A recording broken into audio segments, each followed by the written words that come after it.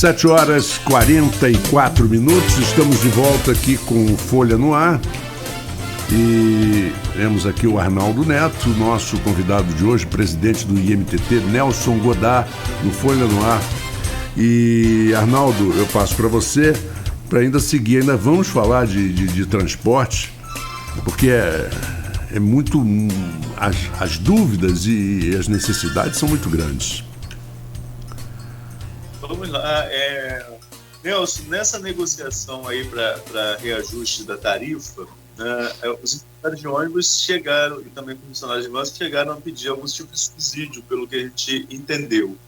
Acredito eu que parte desse pedido de subsídio seja por conta da alta do preço do combustível e vocês falavam aqui, a gente já, aqui no intervalo vocês dois conversavam, eu estava aqui do lado, mas a gente ouve também dos empresários que muitas vezes não compensa botar o ônibus para circular em determinado horário, porque acaba sendo, não compensa financeiramente. Há uma obrigatoriedade, o transporte é um serviço essencial e tem que ser cumprido.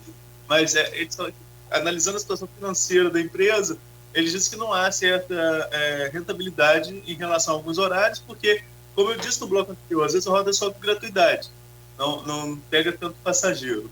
Pois bem, por que esse subsídio foi negado? O município não tem condições de cobrir ou realmente, no ponto de vista da MTT, não pode haver esse tipo de subsídio?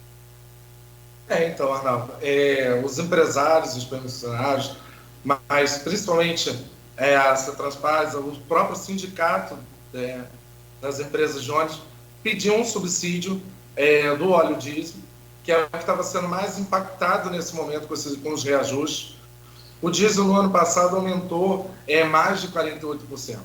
E como eu falei, só no último dia 11, cerca de 25%. O diesel que era R$ 2, R$ 3, chegou a ter, direto na bomba, valores de até R$ 7, R$ 6,89, flutuando entre 7 e 9 o valor do litro. Então, isso impactou diretamente nas empresas e a reboque vem outros custos, o próprio pneu, o lubrificante, tudo isso vem sendo impactado. E aí eles pediram um auxílio combustível. Só que, para a criação desse auxílio, bem como algum outro auxílio, precisaria, nesse momento, inclusive, de passar pela Câmara para aprovação. Não podemos pegar e amanhã, no dia seguinte, começar a implementar, fazer. Existem regras a serem cumpridas pelo poder público, né? Medidas que a gente tem que tomar, até para poder ter transparência e lisura na atuação. E o poder público, na verdade, o nosso prefeito, ele sensibilizou com a questão da tarifa, que, como eu coloquei, 8 anos não tinha reajuste. A gente viu ao longo do ano passado várias prefeituras no estado e no Brasil praticarem reajustes acima, né, dos índices previstos contratuais por causa da precariedade do sistema, e são dados que eu apresentei para ele, e ele se sensibilizou com essa questão e deu o aumento da tarifa. O que a gente não poderia fazer também é conceder o aumento da tarifa e também um subsídio para o óleo diesel, por exemplo, como eles pediam. E esse subsídio seria algo que não atenderia completamente à necessidade e à demanda. E aí os próprios empresários e permissionários, na negociação com a gente na prefeitura, entendeu de que, nesse momento, era importante o reajuste da tarifa e já foi um avanço muito grande, né, após 8 anos sem reajuste. Tem aqui comentário de ouvinte, e é sempre bom a gente trazer que quem utiliza normalmente transporte público, o transporte público intermunicipal, só abrindo um parênteses aqui rapidinho, eu saí da Folha em 2017 porque já não aguentava mais transporte público na minha cidade. Eu peguei o dinheiro da rescisão para comprar um carro e fui tomar vergonha na cara e aprender a dirigir. Pra você ver, depois voltei para a Folha um ano depois. Você vê a complexidade. Mais 2017, né? Não, mas o meu é intermunicipal, o meu não é. Eu moro em Atafona. Você vê como que era a complexidade. Mas hoje, quem ainda utiliza o transporte diz que era bem melhor do que está agora, porque nem transporte tem 4 horários de ônibus. Então, o transporte é sempre um assunto delicado e fui usuário de transporte público, sobretudo em municipal, durante muito, muito tempo. Mas, enfim, tem um comentário aqui do José Ribeiro Neto. Ele coloca o seguinte: estamos muito ansiosos para que retorne logo o nosso transporte no Jardim Carioca, aqui na região de Guarulhos. Que seu Ney, não sei quem é, se puder até explicar aí para a gente, sempre atendeu muito bem a demanda aqui no bairro. O secretário terá acessibilidade de retornar o transporte no nosso bairro? Essa demanda, na verdade, é uma demanda para que retorne van no bairro, né, que já deu um tratamento à população anteriormente, assistindo a eles muito bem com o atendimento de van, só que ali é a área de concessão do consórcio planista, tem previsão de linha de ônibus, e é o que a gente está fazendo, cobrando. Existe, inclusive, 4 reiterações do Ministério Público desde 2019 pedindo o atendimento dessa linha. Não tem como não ser atendido, não tem como o consórcio planista não colocar veículo para atender a população da localidade. Externando um atendimento que já teve, o seu Ney é um permissionário de van, chegou para mim essa demanda, mas nesse momento o consórcio planista tem que operar, e como eu falei agora há pouco, a equipe de fiscalização do MTT está na porta nesse momento do consórcio planista para o cumprimento de decisão do Ministério Público e cumprimento do atendimento e do seu contrato. A empresa tem que prestar o serviço para a população, tem que disponibilizar veículo e tem que cumprir os horários. Eu já fiz algumas reuniões com os empresários, já solicitei, inclusive quando do aumento, e na frente de todos ali na prefeitura eu coloquei para o empresário: tem que ter um atendimento no Jardim Carioca. E ainda assim, passou-se 2 semanas e reiteradamente houve um descumprimento. Então hoje a fiscalização está na porta do consórcio para que tenha veículo para atender e que saia o ônibus para atender a população. Não conseguindo, aí eu tomarei outras medidas, como um chamamento emergencial ou mesmo a realocação até para a van. Mas nesse momento, inclusive para atender decisões, encaminhamentos do Ministério Público, inclusive, a empresa, o consórcio, tem que atender a população. Um detalhe, Arnaldo e Nelson, que em qualquer lugar do mundo, um serviço desse tipo, uma concessão, a empresa investe primeiro, depois ofere lucros. Aqui no Brasil é o contrário. Aqui no Brasil, uma empresa faz um acordo com aquela estrada, ele começa a cobrar pedágio, depois anos depois é que ele vai fazer melhorias na estrada. Na é verdade, isso aí é uma coisa que... Agora, falando do transporte intermunicipal, que o Arnaldo citou, você vê que essa lei de idosos e de gratuidade ou desconto é uma lei nacional para tudo. Mas as empresas de ônibus interestaduais, elas conseguem dar a volta. Porque você, por exemplo, hoje uma empresa que é famosa aqui por ter praticamente o monopólio, antigamente cada ônibus tinha 2 lugares para idoso grátis. Hoje em dia já não, é 2 lugares por dia. E se você...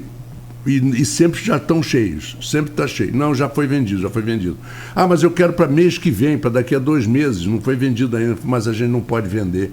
Então eles sempre inventam um regulamento para burlar a lei. Não, nós não podemos vender passagem. O caso já foi feito até, não digo CPI, mas uma audiência pública aqui em Campos, em 2013 ou 2014, exatamente da Bilium, para ver essa situação de quilômetro, preço de quilômetro rodado e tal. Você quer comprar uma passagem daqui a 2 meses na Bilium, você não consegue. Porque eles alegam que não podem vender. Porque tem certeza que tem a passagem naquele dia, daqui a 2 meses. Então eles sempre dão uma volta. Mas a lei é a mesma. E isso não acontece nada. Quer dizer, não é um problema de vocês, da MTT. Eu estou falando da situação que o município enfrenta dos ônibus municipais e que as companhias de ônibus intermunicipais e interestaduais conseguem burlar. Sim, sim. Eles acabam criando mecanismos, gatilhos para poder diminuir, né, esse recepcionamento de gratuidade, que é mais difícil realmente ver, que no transporte municipal, como a gente está na circulação, está na via, está na rua, está todo dia se deslocando, fica mais perceptível, né? Então, e Campos tem em torno de 31% da população elegível para a gratuidade. Então, quer dizer que esses 31% estão em circulação diariamente, a todo instante, mas 31% da população, cerca de 31% da população é elegível. É um impacto, sim, mas existem regramentos constitucionais. Por exemplo, o idoso acima de 65 anos é garantida, e tem também o de 60 a 64, lei estadual e lei municipal. Então, enfim, outras formas de você talvez subsidiar, né, de você diminuir esses custos para melhor atender essa população, estão sendo vistos. Mas também só com a implantação de um sistema de bilhetagem como um todo no município. E aí eu digo, gerido pelo município, que garanta a informação fidedigna dos dados de carregamento, que eu consigo avançar em questões como essa, de levar ao prefeito, talvez, para você conceder, fazer a verificação de algum subsídio ou de alguma tarifação diferenciada, mas só com uma certeza do carregamento. Hoje eu não tenho. Até o ano passado não tinha nenhum informe, o envio pelas empresas de ônibus do relatório mensal de carregamento de passageiros. É inadmissível uma questão dessa. Então, é uma situação que está sendo atacada e que a gente vai dar uma melhor solução, inclusive para eles, que é benéfico para eles. Hoje vocês têm esses dados? Quantas pessoas circulam um mês em ônibus na cidade? A informação ainda é precária. Por exemplo, tem vans que não tem bilhetagem, que o passageiro paga com o dinheiro, não contabiliza exatamente para a gente, né? Mas a gente tem uma estimativa de 600 mil carregamentos, de 50 mil carregamentos a 60 mil carregamentos por mês. Nelson, acho que seria a pergunta do milhão, seria a pergunta de solucionar o problema de Campos. Você hoje está no MTT há 1 ano e quase 3 meses, né? Estamos terminando o mês de março agora. Está acompanhando mais a questão do transporte da cidade de perto. Você vê uma solução a médio prazo para a questão do transporte em Campos, a médio ou longo prazo? Se quais são as ações que vão levar a esse tipo de solução?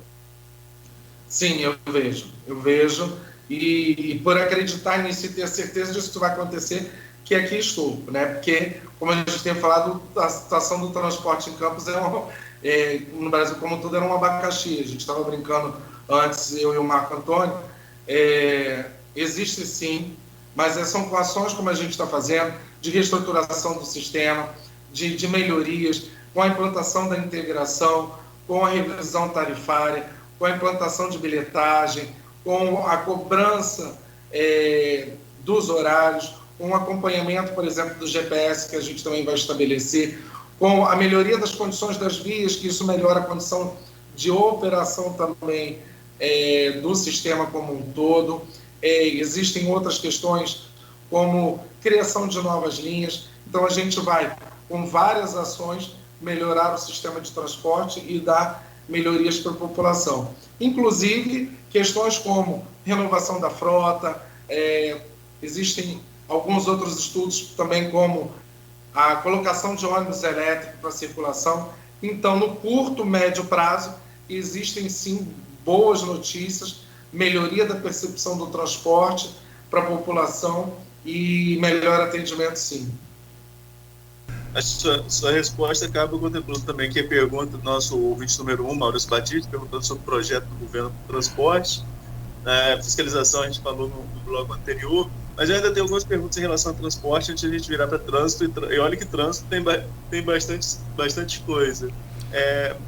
Nelson, queria falar com você em relação à implantação daquele aplicativo de transporte coletivo que substituirá o Mob Campus. Qual andamento está esse processo? Em que andamento está? Esse processo atrasou um pouco, teve um atraso de uns 2 a 3 meses para a sua implantação, mas a gente está concluindo para poder, ainda nesse semestre, provavelmente já no próximo mês, ou no seguinte, casado com a implantação das estações de integração, ele está sendo disponibilizado para a população. Porque, assim como a bilhetagem, o georreferenciamento é a atribuição do particular, do operador do sistema, do permissionário de van e da empresa de ônibus. Só que a gente vê o não cumprimento. Quando eu cheguei, as empresas de ônibus tinham retirado o GPS, existiam questões até muito obscuras com relação a esse pagamento da empresa que fazia o georreferenciamento, que envolvia o IMTT, enfim. Nós cortamos isso, não cabia ao IMTT, por exemplo, pagar mensalidade de algo que era do particular. Então, agora, trazendo essa responsabilidade para o IMTT com regramento e com a bilhetagem, a gente vai fazer a colocação dos equipamentos, o desconto direto na bilhetagem, no repasse da tarifa de integração, tanto para os permissionários quanto para as empresas de ônibus, e a gente vai conseguir manter a operação e dar mais previsibilidade para a população e, inclusive, poder de fiscalização, que ela verificando através do aplicativo a ausência ou a demora do transporte, ela vai ser mais um instrumento de fiscalização junto ao IMTT para a gente estar cobrando e notificando, sem contar mesmo internamente todas as verificações que a gente vai poder fazer. E isso vai trazer até melhoria para o cumprimento, a obrigatoriedade pelos operadores. Então, dentro de 60 dias, com a implantação da estação de integração, por exemplo, a gente deve ter a volta de um aplicativo para a população, para acompanhamento, verificação do sistema de transporte. Arnaldo, antes de entrar no trânsito de Campos, só um detalhe. Em alguns lugares, como São Paulo, por exemplo, às vezes o exemplo de uma cidade grande serve para pequena e o da pequena serve para grande. Mas existe um plano chamado transporte solidário, carona solidária. Tem faixas como é que chama aquela Marginal Tietê, Marginal Pinheiros, em que você só pode circular se tiver no mínimo 2 pessoas no carro. Se tiver uma pessoa só, você vai tomar um monte de multa, porque é um radar a cada 5 quilômetros. E você não pode circular ali, é uma faixa meio que expressa. Incentivando as pessoas a levar seus amigos, vizinhos, combinarem em ir trabalhar cada dia no carro de um. E isso, evidentemente, com a colaboração da gasolina. Eles fazem isso, mas isso é incentivado pela Secretaria de Transportes do município de São Paulo. Agora, aí isso vai bater de frente com as lotadas, porque como é que você vai diferenciar uma coisa da outra? Complicado, né? E funciona, hein? Mas a realidade, na verdade, também de São Paulo é diferenciada. Você vê que por anos eles fizeram, inclusive, rodízio, por placa de veículos. Por quê? Porque a quantidade de veículos em circulação nas vias é imensa. Então, para poder diminuir congestionamentos, melhorar o tráfego, a circulação de veículos, essas foram algumas alternativas criadas. Apesar de que o sistema deles é bem robusto. A quantidade de linhas de metrô, de trens, o trolleybus ainda, que já desde 1970, 1980, já existia na cidade de São Paulo, uma organização do sistema de transporte lá é inegável. Só que a quantidade de veículos em circulação nas vias é imensa. Aqui a gente precisa dar condições para o sistema de transporte, até para que evite a quantidade também de veículos.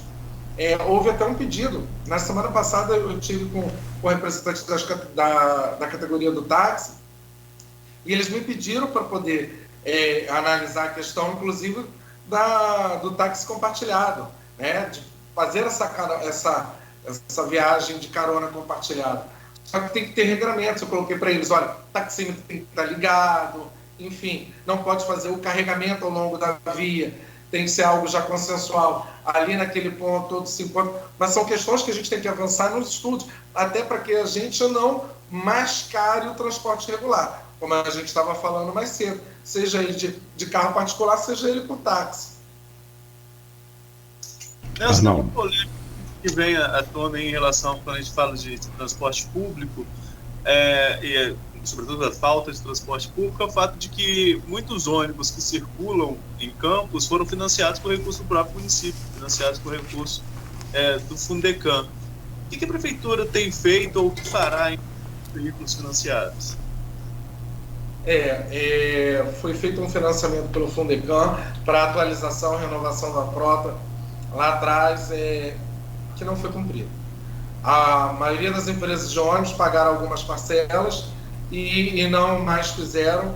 Atualmente, a prefeitura, o Fundecam, está com processo aberto para execução financeira. Existem alguns outros questionamentos, alguns outros encaminhamentos, inclusive judicial, mas que a minha preocupação também nesse momento é com relação à operação, ao sistema. Imagine-se, por exemplo, que já é precário, o município pegar e fazer a execução e tomar esses ônibus, porque é patrimônio próprio, né? Porque não foi honrado, não pagaram as prestações, existe uma dívida em aberto, e aí prejudicaram o sistema de transporte.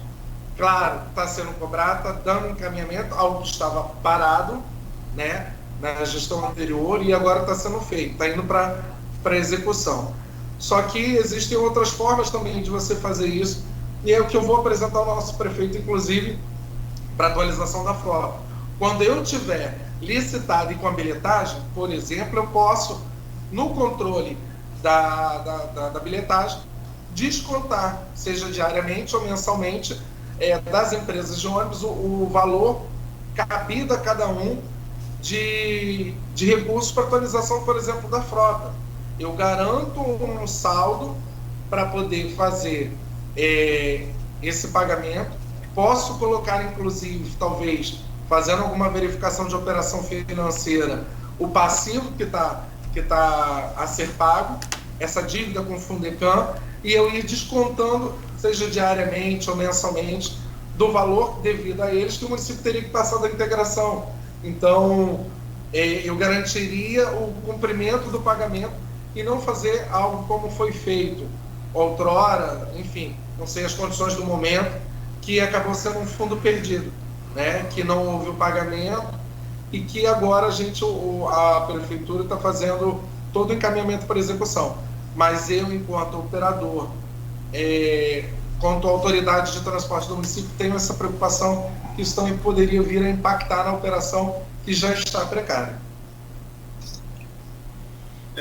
Presidente, né, pela secretária, não faz o mesmo status de secretário, não ia errar muito, mas, Nelson, às vezes aqui, o programa começa às 7, vai até às 9, então às vezes o ouvinte entra depois e faz questionamento que a gente já falou sobre o assunto. Mas pra gente fechar, acho que já é para fechar o bloco, posso fechar o bloco, Marco, essa pergunta?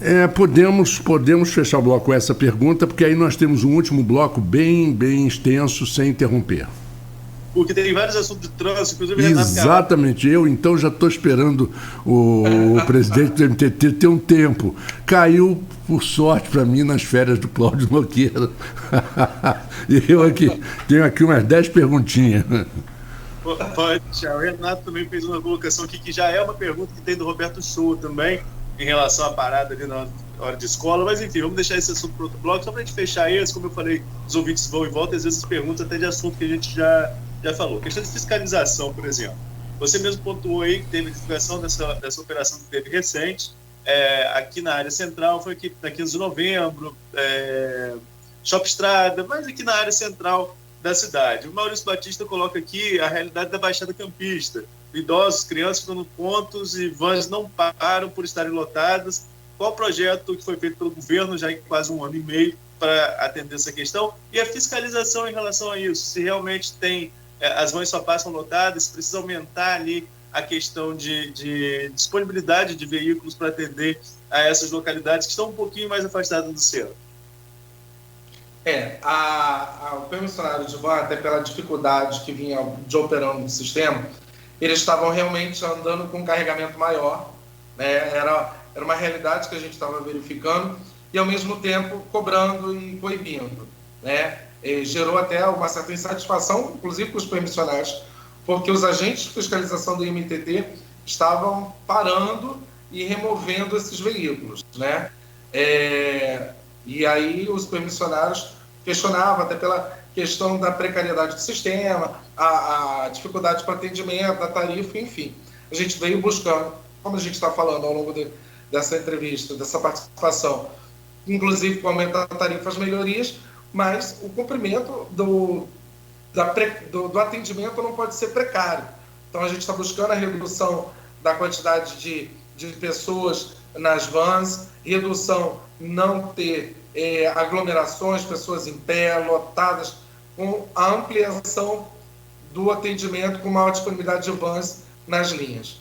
Inclusive também a fiscalização hoje, porque eu recebi justamente uma reclamação ontem, direto inclusive de um morador, inclusive de Baixa Grande, falando sobre o atendimento na localidade, na região, e a fiscalização também está lá hoje para poder coibir essas práticas, para garantir o atendimento dos estudantes, dos idosos e reduzir a superlotação nas vans. Bom, então são 8h11, nós vamos ao intervalo e quando voltarmos a gente tem até pouco antes das 9 para conversar e muitas perguntas sobre o trânsito de Campos. Vamos ao intervalo, voltamos em instantes com o Folha no Ar. A Unimed Campos está presente na vida de milhares